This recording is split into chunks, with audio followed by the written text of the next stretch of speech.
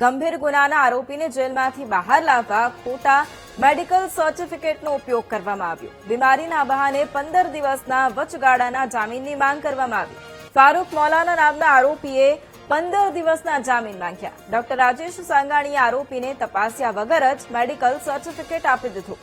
કોર્ટમાં આરોપી અને ડોક્ટરની પોલ ખુલ્લી પડી ગઈ છે। કોર્ટે આરોપીની જામીન અરજી ફગાવી અને કાર્યવાહીના આદેશ આપ્યા છે।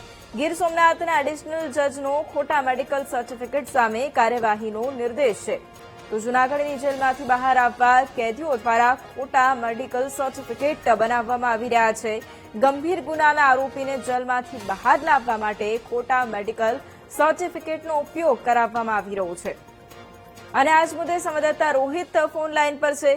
રોહિત, જૂનાગઢમાં એક ગંભીર બેદરકારી પણ છે કે જ્યાં એક તરફ ગંભીર ગુનાના આરોપી છે, જેલમાંથી બહાર લાવવા ખોટા મેડિકલ સર્ટિફિકેટનો ઉપયોગ કરાઈ રહ્યો છે। અત્યારે શું કાર્યવાહી? ચોક્કસથી ખાસ તો જૂનાગઢ જેલની અંદર ખાસ તો મેડિકલ સર્ટિફિકેટનો ખેલ ખેલાતો હોય તેવું લાગી રહ્યું છે। ખાસ કરીને ગંભીર ગુનાના જે મર્ડરનો જે આરોપી છે ફારૂક મૌલાના, તે ફારૂક મૌલાનાને 15 દિવસ માટે જામીન માટે વચગાળાના બહાર લાવવા માટે 15 દિવસ સુધીનું મેડિકલ સર્ટિફિકેટ ખાસ કરીને જે ડોક્ટર સાંગાણી છે તેના દ્વારા આપવામાં આવ્યું।